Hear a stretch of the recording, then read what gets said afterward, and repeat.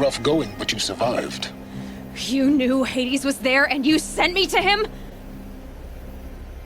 I won't deny I risked your life, but it was the only way. Now, with the focus network down, we can both get what we want. Access to the secrets of Zero Dawn.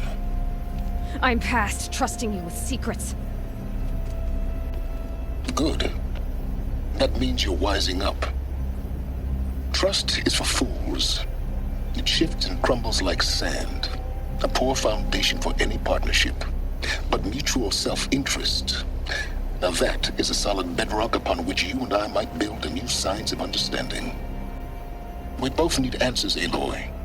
And thanks to you, we're on the verge of grasping them. Let's unfold. We'll speak again. You miserable... Damn him.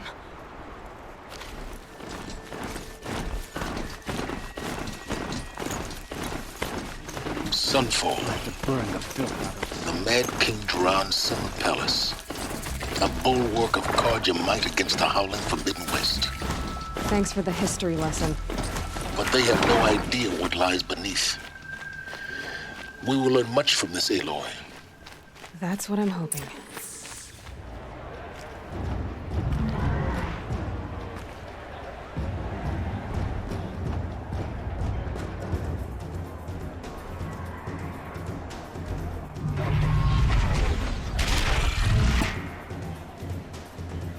The Sun Ring. A proud tradition of the Carja. It's not what this in Meridian. At least... Give them time. I'm sure they can see time.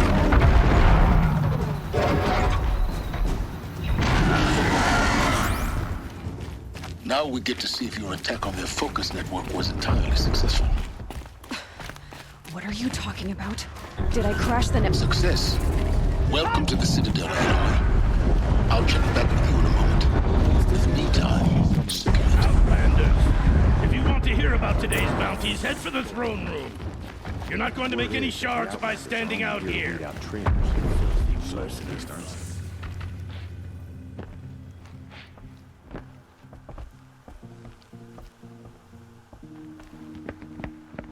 By the glory of the sun revealed. Behold, radiant Edaman, the one true Sun King, the light in shadow, whose will is light and whose light is law! I command Lucius Bahavas to speak in my behalf. By the will of radiant Edaman does the sun glare down mercilessly upon the traitor Uthid. To the hunter who brings his head to us shall go a bounty of 500 shards. So, the way in I spoke of is right behind you. You've got to be kidding. Not at all. And you needn't worry about the Kestrels. They'll be too busy acting important to pay attention to you. First time in the Citadel, gotta see the Sun Ring from on high. Well, the Kestrels. Ah, they want us to see this, boy. The balustrade. Quite an impression. It's a short drop from there.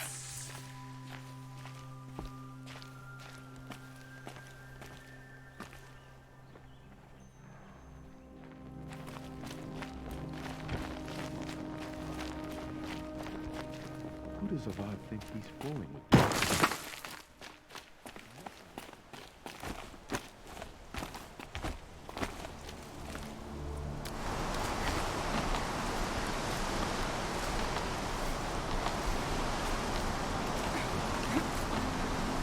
Other side of the tower. Look for a vent. I see you've been here before. Obviously. Now, it's very important that you hear what I'm about to say. I've shown you the way in, but this humble vent marks a point of no return. Before you descend into the depths here, you should be fully committed, equipped, and focused. No distractions. If you have errands to run, do them first or hold your peace. I won't tolerate whining. Is that clear? You'll tolerate what I give you, Science. I didn't ask you along for the ride.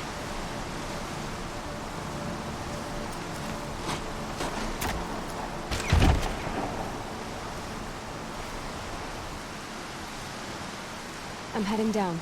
I've spent a lifetime trying to uncover the secrets of this world. Where the machines came from. How the old ones achieved such marvels only to fall into silence and death. A lifetime of failure, as year by year, decade after decade, I hit walls I could not break, doors I could never breach. Hello. Until a Nora huntress marched out of the savage east.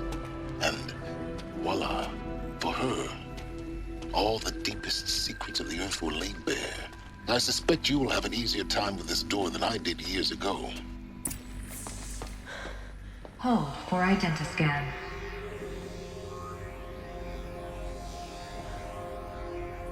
Genetic profile confirmed. Entry authorized. Malfunction.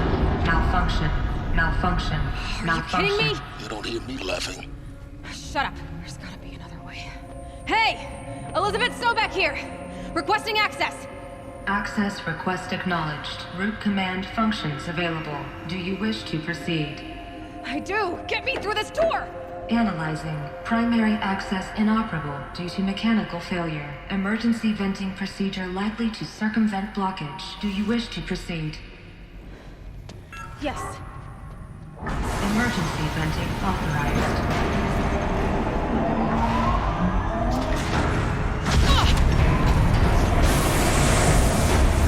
I underestimated you. So by now,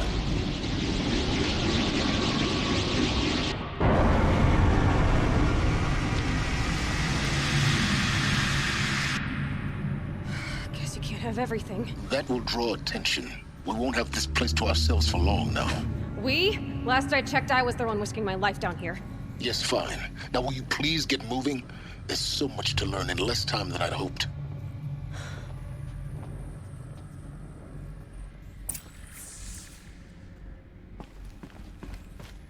Welcome to Project Zero Dawn. Zero Dawn. We found it. Are you really so surprised?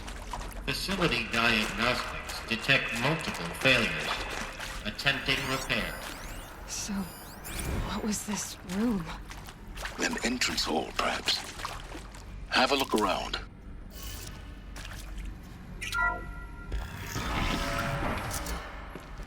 Please take a seat and wait for your name to be called. A selection of beverages and snacks are available. A smaller room.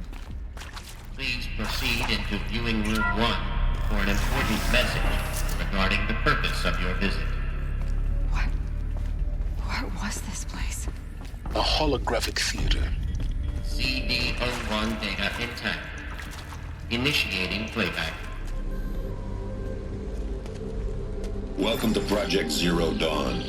I am General Harris, Chairman of the Joint Chiefs of Staff of the United States of America. I'm sure you've heard the rumors that Zero Dawn is a top-secret superweapons program, the technological miracle that will save us from the Pharaoh Plague, if Operation Enduring Victory can hold off the robots long enough. The reason I'm sure you've heard the rumors is that I'm the one who spread them, and they are all lies. Zero Dawn is not a superweapons program, and it will not save us. Nothing will save us. And here's why. By the time the glitch was noticed, it was already too late. Nothing could stop the Pharaoh Plague. Nothing can. Its robots will continue to replicate and devour the biosphere. Life on Earth will be destroyed. Our planet reduced to a barren sphere.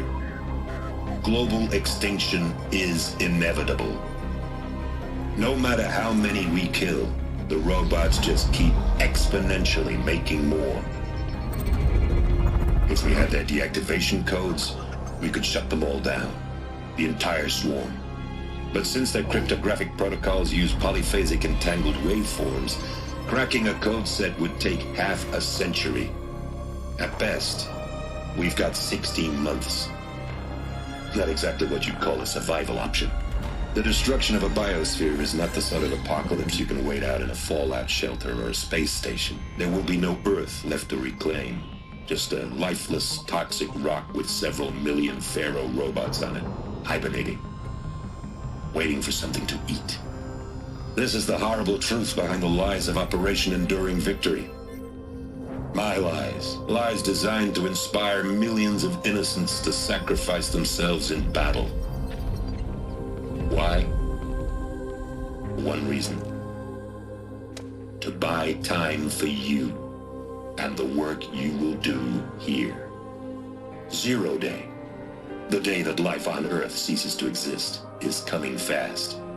It cannot be stopped. The hope of Zero Dawn is that something new might come after. But I will leave it to Elizabeth Sobek to shine that thin ray of light into the darkness. Harris, out.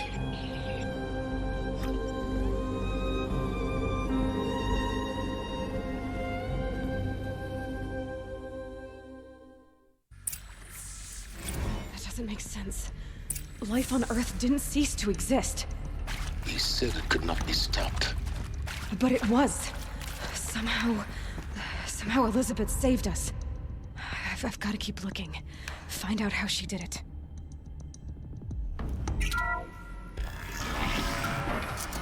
CD02 data intact. Initiating playback. Elizabeth Sobek. You've heard the bad news, and it's all true. The Pharaoh Plague is devouring the biosphere. Life itself will cease to exist. But does that have to be the end? What if we could give life a future? What if we could build a kind of seed from which, on a dead planet, life could blossom anew? This is the aim, the hope, of Project Zero Dawn. To create a super-intelligent, fully automated terraforming system and bring life back from lifelessness. What would such a system require? At its core, it would need a true AI, fully capable of making the trillions of decisions necessary to reconstitute the biosphere. An immortal guardian, devoted to the reflourishing of life. We call it Gaia. Mother Nature as an AI. But that's just the core of the system. She will need to be surrounded and empowered by a comprehensive suite of subordinate functions. Think of them as extensions of Gaia's mind, each dedicated to a specific purpose. Now, these aren't AIs, but make no mistake, each presents an engineering challenge more profound than anything the human species has ever before attempted. Hardware that preserves and then gestates the billions of seeds and embryos from which life will be reborn. The construction of underground facilities to hold it all. And that's just the start. We don't have to build the entire system. The beauty of a fully automated terraforming system is that it can build itself. Now, over the days to come, you'll learn how all these functions, all these pieces that you'll be working on, fit together. How we'll race the clock to execute our harvest initiatives, write the software, build the tech and the facilities. How we'll lock it down and seal it up before the inevitable occurs. But even more important, you'll know how it doesn't end here. How Gaia will generate those deactivation codes General Harris talked about, and build the transmission arrays to broadcast them, shutting down the Pharaoh robots for good. How Gaia will not just build, but imagine any conceivable robot it needs to do its work across centuries. From detoxifying the Earth's ravaged atmosphere and poisoned seas, to the regreening of the Earth from cryopreserved seed stalks, to rewilding the Earth with animal life. And then, when all that is done, how a new generation of human beings, spawned at cradle facilities around the globe, will partake of Apollo, the vast archive of human knowledge and cultural achievement from which they will learn of us, our world. And most important, how not to repeat our mistakes.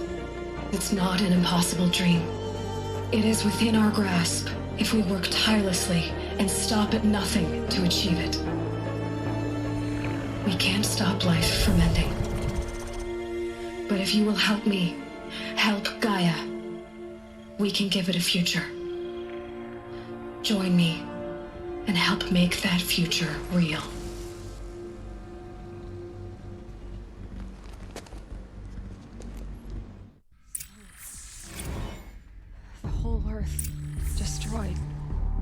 but then remade? Yes. By a machine. A machine of creation. Elizabeth did this. For life. For us. Why Hades, then? If it was part of Gaia, how did it end up in the wreckage of a Pharaoh robot? Why does it want to kill me? And Apollo, the Archive of Knowledge, what happened to that? I'm as confused as you are. Maybe the answers lie ahead. Welcome to Apollo, the collective memory of the human species and the wellspring of knowledge for future generations. I am Samina Elbaji. Until recently, I was director of the International Collective Memory Institute in New Tehran. As a heritage professional, I devoted my career to the preservation of human knowledge, creative endeavor, and cultural achievement. Apollo is, therefore, the ultimate embodiment of a lifelong passion, albeit under the very worst circumstances imaginable. The challenges before us are immense. Specifically, we will have to design and implement 4 major initiatives simultaneously. First, the construction of data repositories in cradle facilities around the world ensuring redundancy. Second, the collection and processing of a projected 180 million discrete data entries. 42 zettabytes of data in Mandarin, English, Spanish, and Arabic. Third, the transferal and encoding of all that data onto DNA encapsulated in synthetic fossils. The only medium capacious and durable enough to safeguard it without degradation for the centuries to come. And last, but not least, the development of the holographic interface and gamified curricula, by which future humans will commune with Apollo, progressively unlocking heuristic learning modules, leveling up their knowledge and skills they will need to take control of the terraforming system. That is the future towards which all of our efforts will be directed. Not just the preservation of the past, but the seed for the flourishing of a new tree of knowledge. Welcome, and let us begin.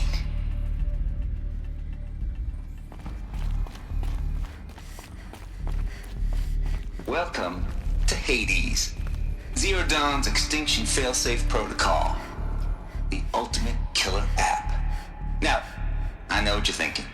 The purpose of Gaia is to resurrect life. So why give her a subordinate function, only purpose of which is to wipe out life all over again? I mean, what? Just plumb crazy, ain't it? Well, no, it isn't. Reconstituting a biosphere? That's a tall order. Tech smart as Gaia may be, odds are she won't get it right the first time. I mean, imagine you're Gaia, 200 years from now, and this new biosphere you're growing, it's all gone wrong. Alkalines are skyrocketing, coniferous forests eroding under the lash of superstorms that would have drowned Noah. It's chaos, spinning top that won't stop wobbling. Now what are you gonna do? Release phase 1 organisms into that hot mess? Hope their CO2 and methane can balance out what you got started? Hell no. What you're gonna do, Gaia, is step aside while Hades takes over and does what you're just too darn nurturing and life-loving to do, which is burn that misbegotten mess of a biosphere to the ground so Gaia can start over. Okay, not burn, more like reverse terraforming operations and suffocate it. But you get the idea. Hades takes the biosphere back to zero. Square one, blank slate. And then, only then, does it hand the steering wheel back to Gaia and say, try again, old girl.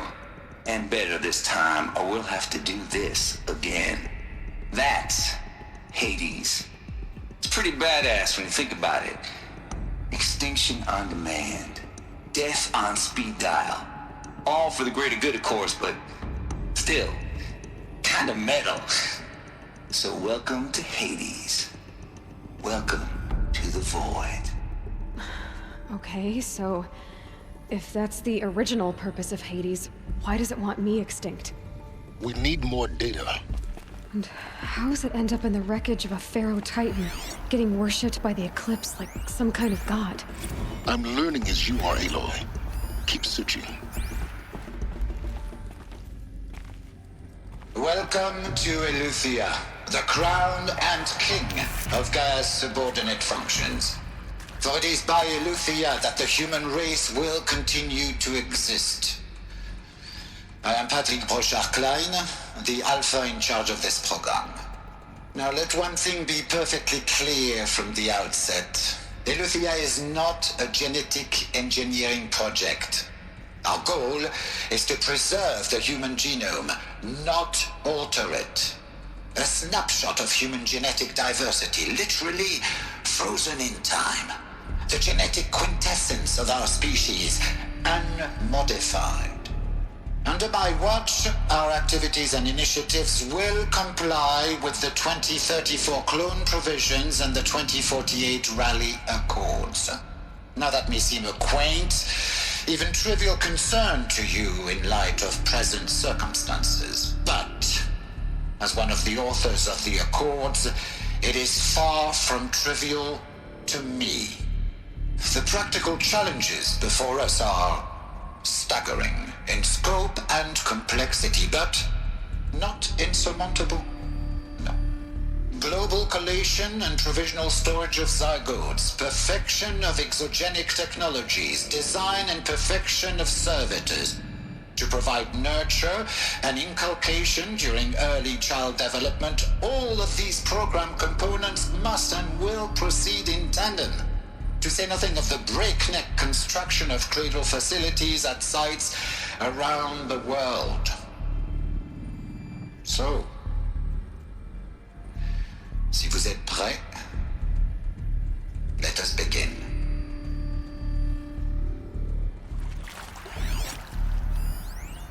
Are these what I think they are?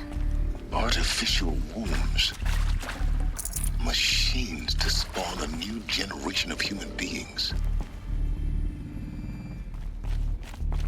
Cradle facilities. Elizabeth said a new generation of humans would be spawned inside such places. She did. All Mother Mountain. It was one of them? There's only one way to be sure. The hatch wouldn't open. Something about a corrupted Alpha registry. I need to search Elizabeth's office.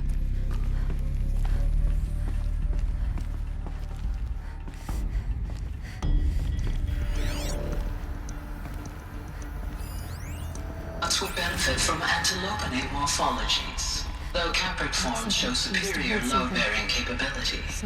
You're a quick study, Gaia. Dr. Sobek, as I have conducted this comparative analysis of mammalian morphologies, I've gathered extensive data on the quaternary extinction event. Oh? And your assessment? Gaia? Logically speaking, the extinction was a natural consequence. And yet, I find the loss of megafaunal species unaccountably sad. That they passed forever into oblivion causes me to experience a grief that is difficult to describe. Am I malfunctioning? No, Gaia, you're not. This is good. It's very good.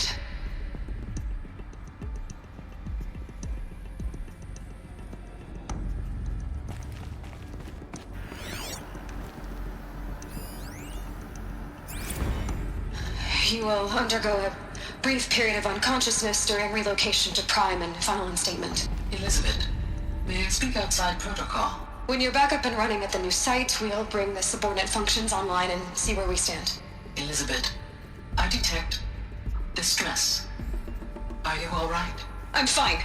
I realize that circumstances compel us to launch earlier than we hoped, but all subsystems are operational. The odds stand in our favor. But what if... Gaia, there's nothing left out there.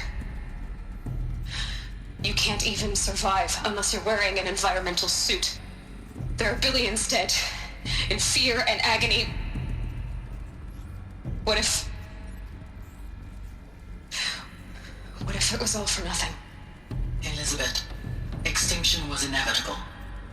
Thanks to you, life will have a future. You really believe that? I believe in you, Elizabeth. In you, all things. Pure logic won't cut it, Ted. To pull this off, Gaia's going to need to have some skin in the game. It has to care. What if it runs amok? Have we learned nothing from our mistakes? Your mistakes, I think you mean?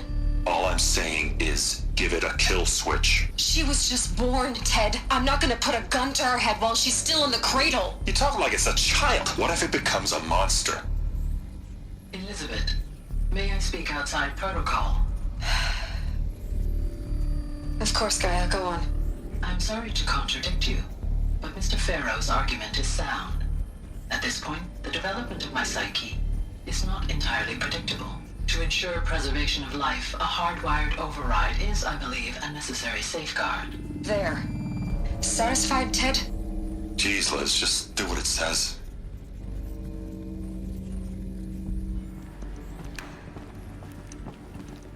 The Alpha Registry master file. Intact? Yeah. No signs of corruption. Then what are you waiting for? Copy the file. With this, I can restore the registry at the hatch inside Allmother.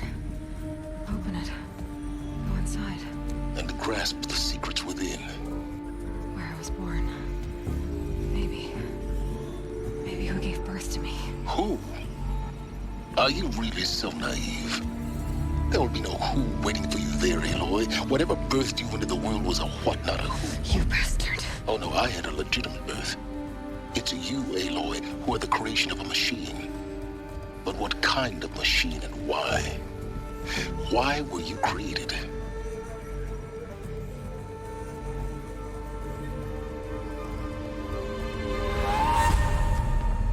Eclipse.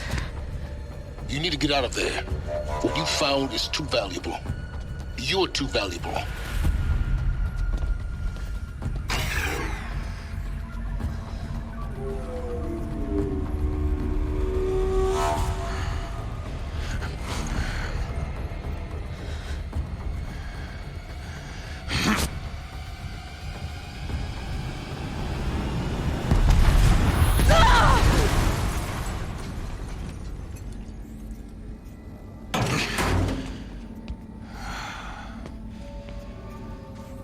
Still alive. Good. I have a more suitable death in mind for you, child.